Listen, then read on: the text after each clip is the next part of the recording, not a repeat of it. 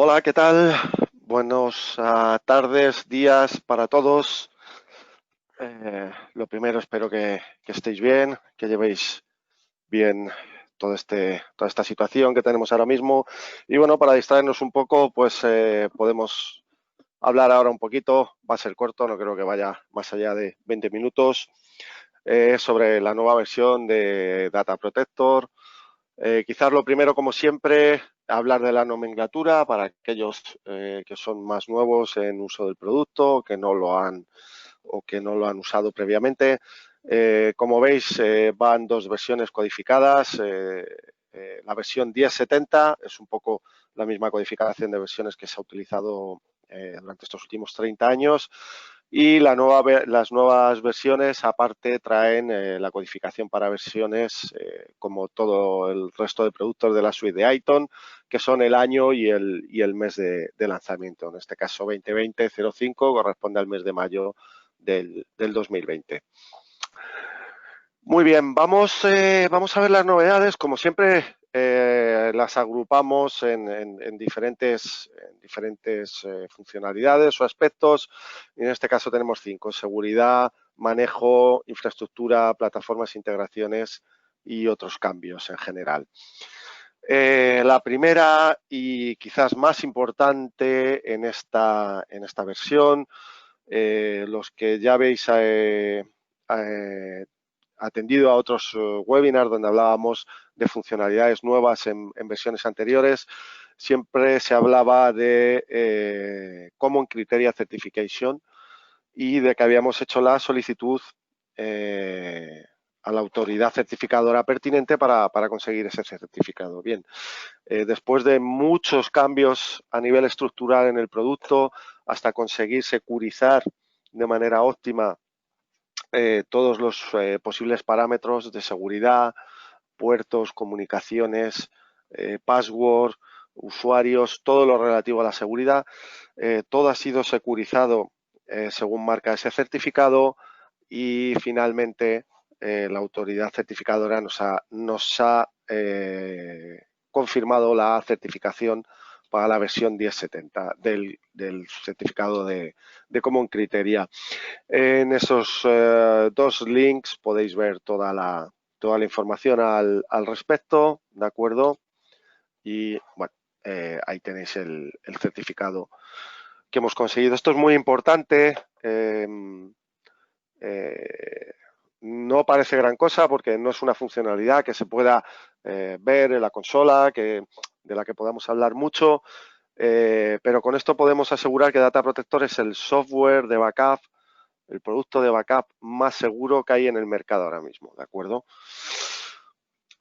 Para poder llegar hasta ahí, simplemente para mostraros algunas de las modificaciones que se han tenido que hacer. Bueno, se ha actualizado determinados productos internos como el OpenJDK, el OpenSSL, el Wi-Fi. Se han modificado configuraciones de seguridad de la integración del EDAP. Todos los login realizados a través de web ahora están gestionados por la base de datos Keycloak. Se ha eliminado el componente Flash para el plugin de VMware GRE y ahora utilizamos uno en versión HTML5. Y por supuesto se han mejorado y actualizado las librerías de integración con StoreOne y de DevOps para poder almacenar de una forma segura y encriptada esas cadenas de conexión con los suppliers de duplicación, ¿vale? A nivel de infraestructura, bien, quizás el cambio más interesante en esta versión sea la introducción de soporte para dispositivos o almacenamiento cloud de Amazon para los almacenamientos de tipo Glacier y de Archive, ¿vale? Para el que no lo sepa, Amazon te ofrece 3 diferentes tipos de almacenamiento, dependiendo de lo que pagues por ellos, desde el más barato al más caro, pues evidentemente obtienes un mejor tráfico de datos, un mejor input-output y las operaciones de backup o de restore podrán ser inmediatas o pueden llegar a tardar 2 días o 3 días, ¿de acuerdo? Evidentemente, estos tipos de almacenamiento de un coste efectivo tan bajo, bueno, pues siempre son o deberían de ser utilizados para una tercera copia o para determinado tipo de datos de los que no tengamos que cumplir unos RTOs o unas RPOs muy exigentes, porque la sesión de backup se va a lanzar y se va a quedar ahí pendiente de que el proveedor, en este caso Amazon, autorice a que esos datos se transfieran, ¿de acuerdo? ¿Cómo funciona? Bueno, como cualquier otra integración con cloud o como cualquier otra integración con otro dispositivo, se arranca un proceso BSM, se arranca la sesión, se arranca un proceso BMA y se envían los datos al dispositivo de destino, ¿de acuerdo? Las opciones, evidentemente, podemos hacer el backup utilizando una política de almacenamiento en ese dispositivo en el cloud, pero si por algún motivo necesitáramos hacer el restore con más rapidez, podemos modificarlo, pero eso va a tener unos costes importantes en nuestra factura con nuestro proveedor de cloud, ¿de acuerdo? Hay que tenerlo siempre en cuenta antes de hacer el backup o el restore. En este caso veis un ejemplo de una opción de restore, una sesión que utilizo un dispositivo en la funcionalidad Glacier de Amazon y al seleccionar el dispositivo se nos habilita se nos habilita por aquí las políticas, ¿de acuerdo? Y podremos seleccionar diferentes talleres, ¿de acuerdo? Hacer el restore inmediatamente en modo bulk o en modo estándar. Dependiendo de las políticas que tengamos contratadas, nos costará más o menos. Y si queremos hacer el restore de un modo más rápido, esto tendrá un coste que tendremos que consultar con Amazon. En cuanto al tráfico de red que vamos a provocar, bueno, igualmente es gestionable con diferentes configuraciones, ¿de acuerdo? Más integraciones con nuevas cabinas de almacenamiento. Bien, como sabéis, HP sacó no hace mucho sus nuevas cabinas primera y en esta versión ya está certificado evidentemente el uso o la copia y el backup normal a través de agentes está soportado, ¿vale? Pero se ha certificado la posibilidad de hacer Zero Downtime Backup, ZDB, para este tipo de cabinas utilizando cualquiera de esos sistemas operativos que veis ahí como Backup Host y Application Host, ¿de acuerdo? La posibilidad de hacer un ZDB directamente con el agente de integración de VMware, con el agente BEPA, se está desarrollando ahora mismo y yo creo que estará en breve. No sería, según lo que han comunicado, no sería necesario esperar a la siguiente versión ni ninguna modificación en los binarios, simplemente se actualizarán las support matrix reflejando esta nueva soportabilidad. Más cambios. Este también es bastante importante y bastante deseado. Algunos de vosotros me habéis preguntado a mí personalmente por él o habéis abierto foros en el Exchange IDEA. Bien, XINetD ya no es soportado, incluso algunos de los nuevos sistemas operativos como SUSE 15 ya no lo trae. Bien, pues el core del producto, la integración para este tipo de sistemas operativos ha sido modificado y a partir de ahora se utiliza el systemd, ¿vale? Propietario, con lo cual no debería de haber problemas para poder manejar esos clientes adecuadamente. Más cosas. Block-Based Backup. Como recordaréis, en la versión 10.60 se introdujo esta funcionalidad. Se introdujo solamente para clientes Windows y era necesario hacer un backup y un restore full de todo el volumen. En aquel momento se os dijo que esto era una nueva tecnología que se iría desarrollando con el paso del tiempo y que los pasos lógicos en futuras versiones serían, primero, posibilidad de hacer backup restores incrementales, backup restores y restores de filtrando con granularidad, después incrementales y por último se añadirían la misma funcionalidad para entornos Linux, ¿vale? Bien, el paso adelante que se ha dado en esta versión es poder hacer un restore con granularidad, es decir, un fichero, una carpeta. No es necesario hacer una recuperación del volumen entero como en la versión anterior. Como os digo, esto tiene bastante recorrido de momento y esperamos ir añadiendo nuevas funcionalidades al respecto en el futuro, porque la verdad es que es bastante útil para volúmenes muy grandes o ahorra bastante tiempo a la hora de hacer el backup y el restore.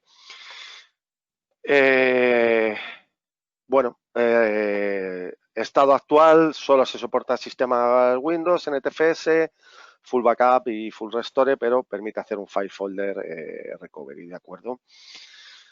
Bien, pasamos al siguiente grupo, plataformas e integraciones.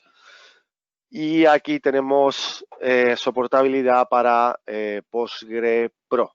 Se ha añadido esta nueva integración. Diferencias básicamente entre PostgrePro y PostgrePro. Bueno, la funcionalidad de backup que incorpora precisamente el Postgre Professional es bastante mejor, está más avanzada, permite hacer más cosas, ¿de acuerdo? Y el primer approach que se ha hecho ha sido configurar unos scripts que permitirán realizar backup de este tipo de bases de datos en esta versión. Evidentemente ese script, su progresión lógica debería ser que se convirtiera en un agente. De momento está disponible en versión script. Como cualquiera de los paquetes de script o soluciones que no vienen incluidas en el producto, las tenéis a vuestra disposición en el marketplace de iTunes. Ahí tenéis la dirección y desde ahí podéis descargarlas. Bueno, algún pequeño detalle sobre la solución. Evidentemente, al ser unos scripts, tenemos que configurarlos como pre-exec, ¿vale? Y esto, según la configuración del script, bueno, hará todo lo necesario para realizar el backup. Más certificaciones que están en camino, bueno, pues todas estas que veis, incluso algunas de ellas ya os puedo, bueno, todas estas están pasadas. Esta mañana, no hace mucho, hemos recibido un correo de Product Management hablando de otras cuantas que se han certificado. Bueno, como os digo siempre, la capacidad de adaptación de nuestro producto es muy grande. Trabajamos con muchos diferentes sistemas operativos, con diferentes hardware providers y, bueno, es relativamente complicado ir certificando todo, pero bueno, hacemos nuestro mayor esfuerzo en ir añadiendo las diferentes nuevas certificaciones que nos van requiriendo nuestros clientes.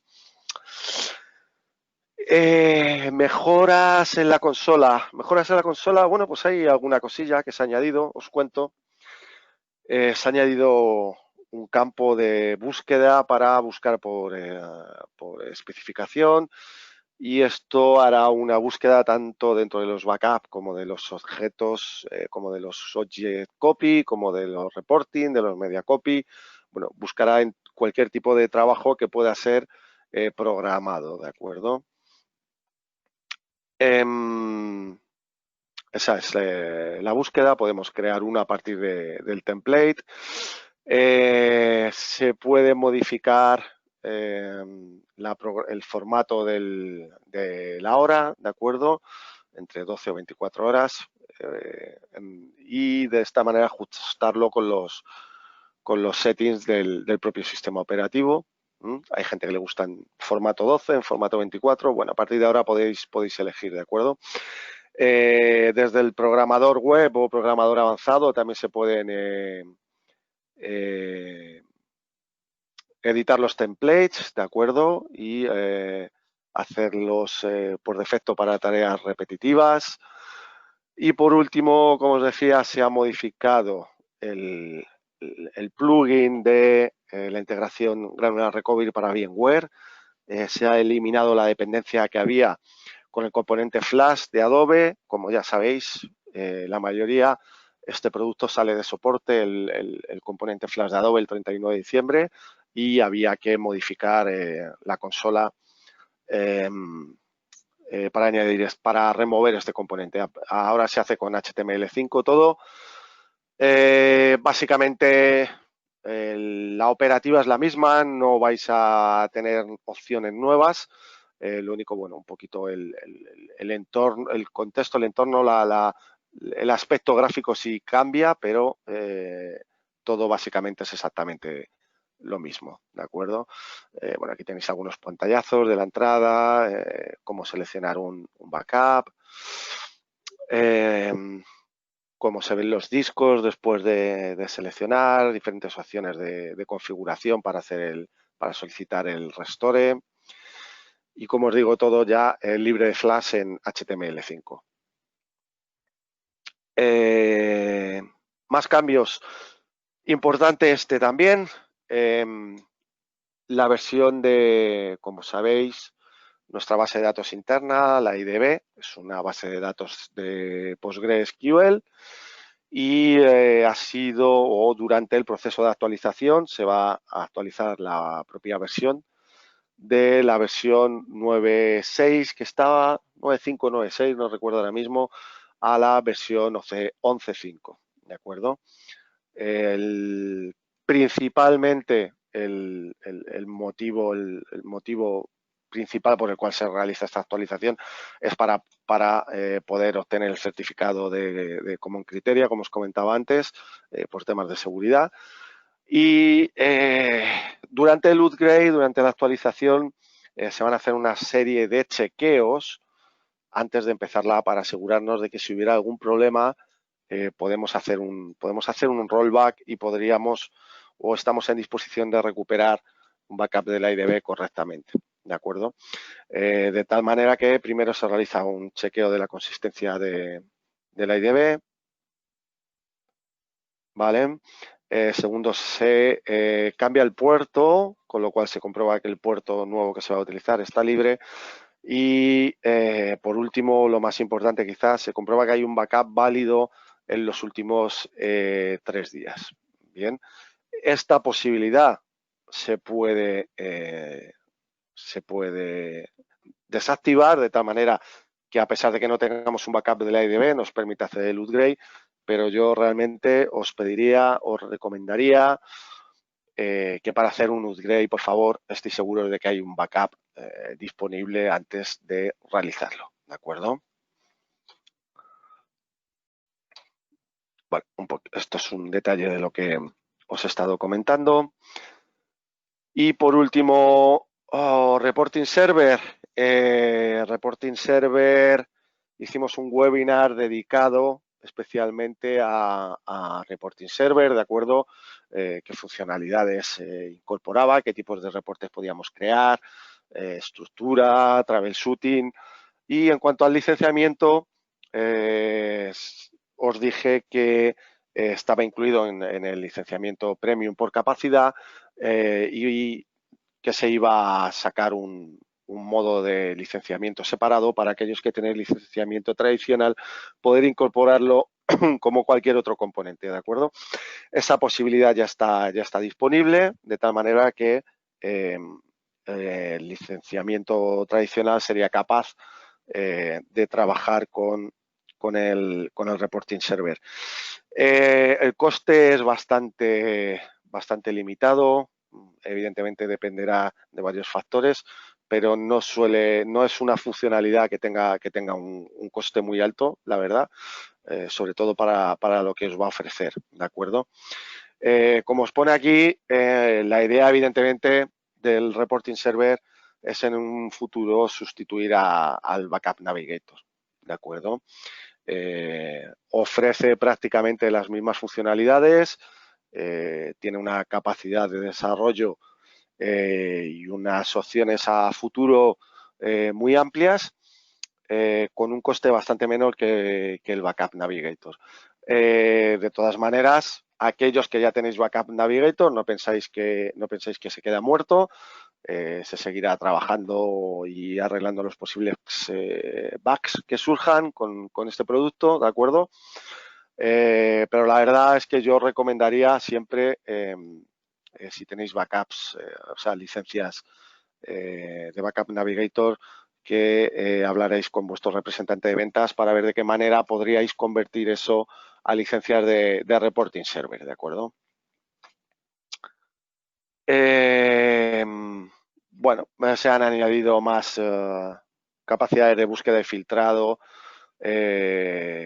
para buscar algún tipo de cliente en entornos donde estemos hablando de muchos clientes y si sea complicado se puede filtrar por plataforma, por versión, bueno, hay diferentes posibilidades de filtrado, como veis ahí, por el nombre. Se pueden ver los logs del Application Server directamente desde la consola, sin necesidad de tener que ir al explorador e ir buscándolo. Se pueden borrar para liberar ese espacio del disco, ¿de acuerdo? Se ha hecho un pequeño rebranding también a la hora de conectarse, tanto en la consola tradicional como en la consola web. Y poco más, recordaros path de actualización, como siempre se puede hacer directamente desde la versión 8, desde la versión 9, podemos ir a esta última versión 1070 o 2020.05, ¿de acuerdo? Y tiempo aproximado, teniendo en cuenta que hay que hacer un upgrade de la IDB interna, ¿de acuerdo? Pues bueno, para un Cell Manager pequeño, aproximadamente como veis, 30-40 minutos. Aquí tenéis algún pantallazo de cómo es el proceso de actualización, que ya habéis visto antes. No, lo único, como os decía, se habilitan los chequeos para el tema del upgrade de la IDB y el resto, pues más o menos es lo mismo que en cualquier otro proceso de actualización de versiones, ¿de acuerdo? Y eso es todo. Justo y 25, no quería tardar mucho más para no quitaros mucho tiempo. Preguntas, si alguien tiene alguna pregunta, la puede hacer ahora por el... Sí, hay un par de preguntas en el panel de preguntas, Chema. Cuéntame. La primera es dónde se puede conseguir información sobre el dimensionamiento de hardware requerido para el servidor de reporting server. Bien, pues tendría que comprobarte si hay unos prerequisitos exactos para el reporting server. Sí te puedo asegurar que se necesitan 16 gigas para la instalación y me parece que no hay ningún prerequisito más. Pero mándame, por favor, mándame un email con tus datos y te lo compruebo exactamente, ¿de acuerdo? Mi dirección de correo es jbasilio@microfocus.com. Si no, se lo mandas a Mónica y ella me lo redirecciona a mí y yo te compruebo exactamente los prerequisitos. 16 gigas de RAM y creo que nada más, a no ser que me digas que ese reporting server va a gestionar los reporters de 20 Cell Managers distintos. Bueno, pues entonces tendríamos que ver exactamente, ¿de acuerdo? Si me das detalles del entorno que va a tener que soportar ese reporting server, te lo puedo ajustar más todavía. Vale. Luego lo terminamos por mail. Hay otra pregunta que dice si en el roadmap está contemplado tener una consola 100% web. Sí, evidentemente está contemplado, pero en ningún caso va a ser un sustituto de la consola Wii tradicional. La idea que tienen nuestro Product Management y nuestros desarrolladores es que todo lo que se puede hacer en la consola tradicional, en la consola Wii, se puede hacer a través de web y que el usuario final pueda decidir si quiere utilizar una u otra, ¿de acuerdo? Pero sí está en roadmap de cara a un futuro, no un futuro cercano, digamos, pero sí está en roadmap. Vale, fenomenal. Luego hay otra pregunta que dice que si hay algún cambio en el manejo de data domain.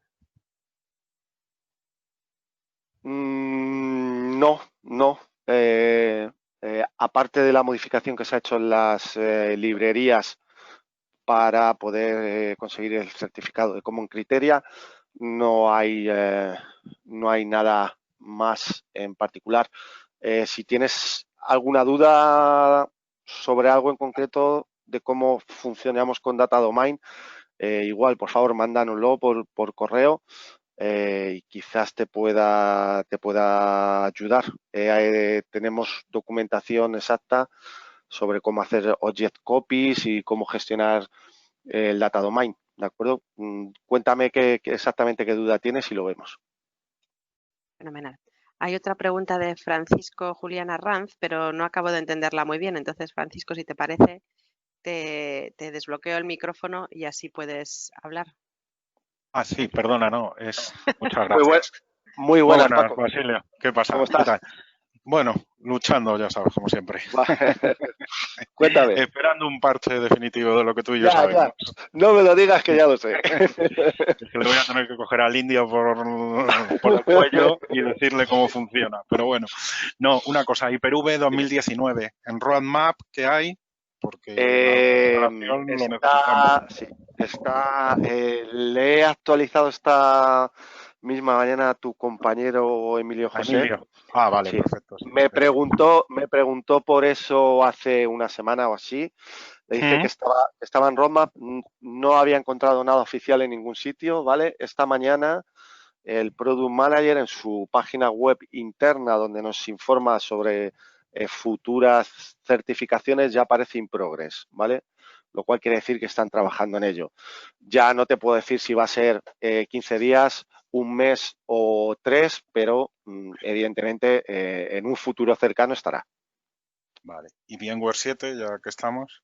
También. Estaba in progress, lo sé, sí, También. pero bueno, esperemos la siguiente. No creo que haya que esperar a la 1070. Perdón, a la 1080. Sí leí en algún lado que digamos que se va a certificar primero a un nivel básico. Un nivel básico significa con lo mismo, con las mismas funcionalidades que soportamos ahora, ¿de acuerdo? Como primer approach, y luego ya se va a soportar o certificar todas las nuevas funcionalidades que incorpore y que podamos aprovechar. Perfecto. Muy bien. Vale. Eso es todo. Gracias, Paco. Gracias a ti. Hasta luego. Hasta luego. Muy bien. Pues hay otra pregunta de Manuel Fernández. Dice si le gustaría consultar si está contemplado a futuro que el módulo de GRE de VMware se pueda realizar directo desde la consola de Data Protector y no desde el vCenter. Sí. No sé si está contemplado y de hecho eso sí es una mejora a futuro cercano, ¿vale? No es algo como os hablaba antes, la otra persona que me ha preguntado por la posibilidad de hacer todo en la consola web. Bueno, está en roadmap, pero se tardará más. Es una de las prioridades de desarrollo ahora mismo, ¿de acuerdo? Conseguir unificar la funcionalidad de GRE dentro de la consola de Data Protector. ¿Cuándo? Me gustaría decirte que en la próxima versión, pero no te lo puedo asegurar, ¿de acuerdo? Pero sí está en roadmap y es una de las prioridades. Es una de las cosas que constantemente todo el equipo de preventa pedimos a nuestro Product Management y a nuestros programadores y deseando que esperemos que esté lo antes posible. Fenomenal. Pues hay una pregunta también de Juan José Rodríguez que me dice si hay algún licenciamiento provisional para poder probar el reporting server. ¿Algún trial? Perdona, repíteme la pregunta, Mónica. Sí, Dice si hay algún licenciamiento provisional para poder probar Reporting Server. Si no, Juan José, si quieres te No, permito ya hablar. está. Sí, no te preocupes, lo tengo ya, ahora ya lo he entendido. Sí, puedes pedir no, vamos a ver, si haces una instalación nueva en un Cell Manager nuevo, te lo descargas y te va a dar 60 días de prueba, ¿de acuerdo? Si es un entorno que ya existe y quieres probar el reporting server, contacta con tu representante de ventas o directamente conmigo y vemos la posibilidad de proporcionarte una licencia de pruebas por un periodo de tiempo determinado para que lo puedas probar, testar y comprobar que es lo que se ajusta a tus necesidades. No hay ningún problema. Podemos proporcionarte una licencia de pruebas. Ok. Hay otra pregunta de Felipe Gutiérrez. Dice que no sabe si lo hemos comentado ya, pero si el schedule tradicional se fusiona con el web avanzado o van por separado. No, van por separado y irán siempre por separado, ¿vale? Porque son gestionados por partes distintas del programa. El scheduler tradicional lo gestiona un proceso, un comando que se llama un Nitrix, y el scheduler avanzado está gestionado, forma parte del application server, ¿de acuerdo? Entonces siempre van por separado. La lógica sería pensar que terminaremos solamente con el Advanced Scheduler, ¿de acuerdo? Pero es complicado porque hay administradores de backups que llevan 15, 20, 25 años utilizando Data Protector con ese programador heredado y no les gusta o no quieren cambiar. Entonces, la decisión que se tomó en la versión 10.20 fue dar la posibilidad de usar cualquiera de los dos indistintamente, ¿de acuerdo? Incluso tú puedes tener backups programados en uno y en otro y se ejecutarán cada uno por su proceso. No hay por qué utilizar uno de los dos exclusivamente. Fenomenal. Tenemos a una persona, John Jairo, que está diciendo que efectivamente, que lleva 20 años con el scheduler tradicional. y que no quiere que se lo cambiemos, sí. Pues a John le conozco, por ejemplo, he tenido algún caso de soporte suyo hace muchos años, sí. John es colombiano, si no me equivoco. John, si quieres buenos decir días algo. para ti, John. Te activo el micrófono, John, si quieres comentar algo. Efectivamente. ¿Qué tal, John? Muy buenas. Genial. ¿Cómo van? ¿Bien? Bien, aquí estamos. Sí, que ni se les ocurra. Nada, tú quieres ser programador antiguo, ¿no? Sí, no, Así ya es. no. Sí, no te preocupes, ya te digo, la idea es dejar los dos. Ok. Gracias, saludos. Un placer, John. Igualmente. Gracias. Pues nada, Manuel dice que también le gustan ambos y de momento no tenemos más preguntas. Así que perfecto, pues de verdad, muchísimas gracias a todos por vuestro tiempo, por vuestra participación. Me encanta que estéis activos y que preguntéis y estar atentos para el próximo webinar, que no recuerdo ahora exactamente de qué es, pero bueno, en breve tendréis noticias. estará incluido, es el próximo 7 de julio, si no recuerdo mal, y tendréis el enlace de inscripción en el email de gracias que saldrá después de este webinar. José María, Mónica, perdón que os interrumpa. Sí. El tema de la licencia temporal para probar Reporting Server es algo que se está valorando. ¿Vale? Acabamos de sacar este módulo de reporting y esperamos que en breve podamos tener una licencia temporal para que podáis probarlo. Gracias. Vale, pero vale, nada. Está lo que dice Juan. Muy bien, pues nada, Pues muchas gracias a todos y nos vemos en el próximo. Venga, adiós, gracias. Chao.